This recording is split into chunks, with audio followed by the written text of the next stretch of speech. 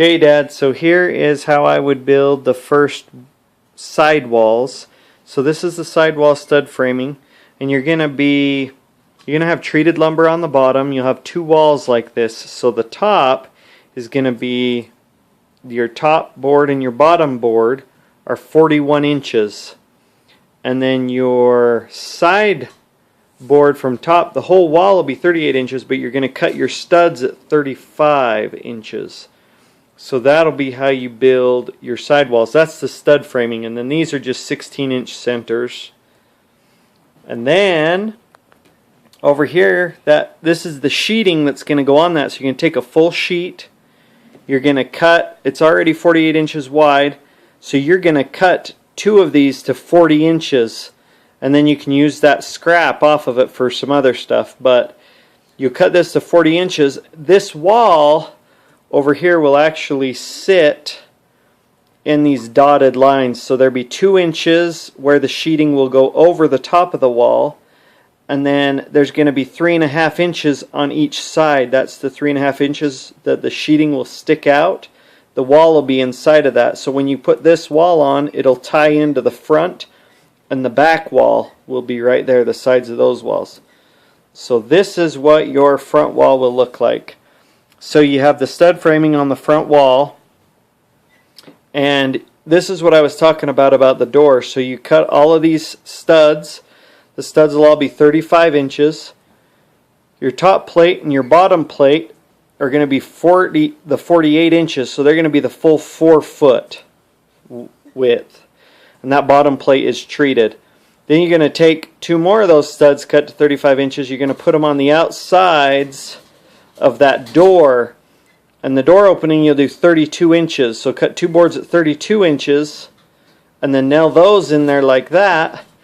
And then what I would do is I would cut this side down the side of that truss, and then I'd screw the hinges. So this is when you put the sheeting over the top of it. Then I'd cut down this side, put the 2 hinges on. Then I would cut this side and cut this side in the middle of that stud, and then cut this side. So that door, then you can open that door like that, and you'll already have your hinges on that side, so you can just open it up and then just put a hasp over here to close or lock it. This is what your sheeting would look like that is going to go over the front and back pieces. So 2 foot's going to be the center. It's the full 4 foot piece. 48 inches will actually go from the bottom to the very top.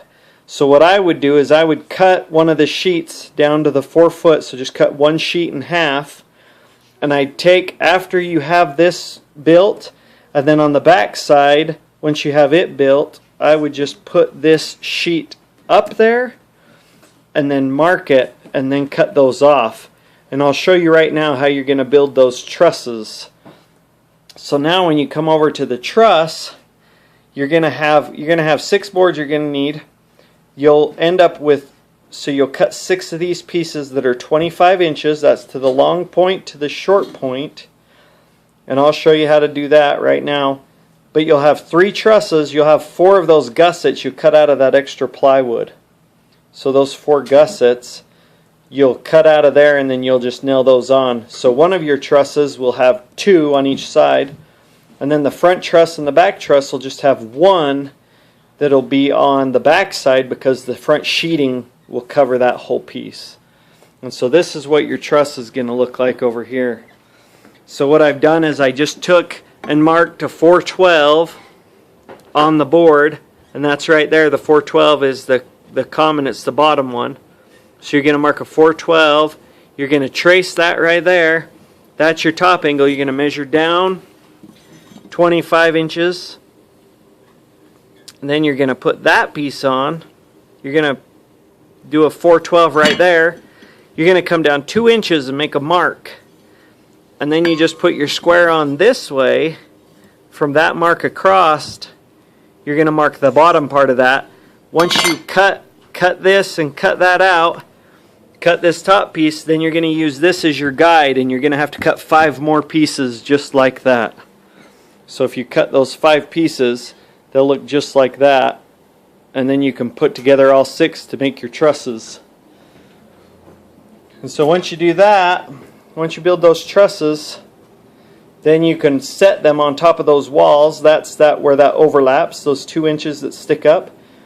When you stand those on top of all your walls, you're going to cut your sheeting so it hangs over 2 inches, so it'll be 27 inches. Your sheeting, the 7/16 OSB, will be 27 inches, and it'll be the 4-foot wide piece. So you just cut 2 27-inch pieces out of that. That's going to be your roof sides, and the 2 inches that'll overhang. And then you're going to buy shingles. You're going to buy 3 pieces of drip edge, 3 bundles of the 3-tab shingles. Those are the ones that look like this. You're going to turn the first row upside down, and you're going to nail on a row of those shingles upside down. That'll be your starter strip. Then you just start nailing your shingles on. So do like a full one and then cut off half a shingle, and so just set it back like that so they're offset. And build that all the way to the top, and then you're just going to cut some of those 3-tab into the pieces. That'll be your ridge pieces, remember, that we'd put across, nail on, the next one overlaps, you nail it on, and that'll be the ridge for your roof. So here's a list of the materials you'd need. You're going to need 2 sheets of SmartSide, 1 sheet of 7/16 OSB, that's the roof sheeting. You got 14 2x4s, 8-footers. You're going to get 2 2x4s that are the 8-foot treated. That's for your bottom plates on all of it. What I would do is buy 2 4x4s treated.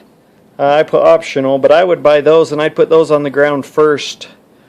And you can do, 2 of them will be cut to 41 inches and 2 of them to 4 foot. And I'd nail those together and lay them on the ground first, and that'll keep everything up off the ground so it doesn't rot. And then you can buy 6 pieces of the trim, the 8-foot trim, just to trim out your corners when the building's completely done to make it look nice, if you want to. If you care to make it look nice, I'd put some of that trim on around everything before, finish the trim before you start it on the roof. So hopefully that gives you an idea on how to build that, and I will send this over in an email. So let me know if you have any questions. Bye.